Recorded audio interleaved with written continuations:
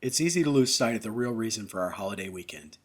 At ESPN, we're caught up in the games, the barbecues, the extra day off as much or more than anyone. And yet we're reminded by the pictures of our fellow sports fans and posters in uniform why Memorial Day is so important. Here are some thoughts from the Veterans of Foreign Wars site about the meaning of Memorial Day. Sacrifice is meaningless without remembrance. America's collective consciousness demands that all citizens recall and be aware of the deaths of their fellow countrymen during wartime. Far too often, the nation as a whole takes for granted the freedoms all Americans enjoy.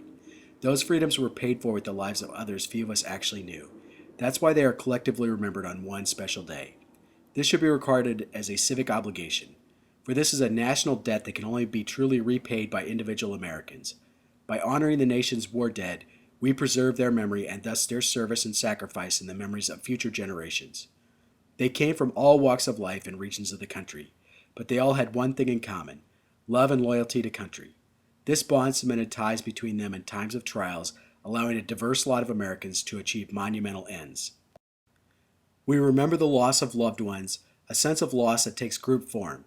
In essence, America is commemorating those who made the greatest sacrifice possible, giving one's own life on behalf of others. Means of paying tribute vary. Pausing for a few moments of personal silence is available to everyone. Attending commemorative ceremonies is the most visible way of demonstrating remembrance. Placing flags at grave sites, marching in parades, sponsoring patriotic programs, dedicating memorials, and wearing buddy poppies are examples. Whether done individually or collectively, it is the thought that counts. Now, more than in recent years, the enduring relevance of Memorial Day should be clearly evident. With two wars underway, the public has no excuse not to remember.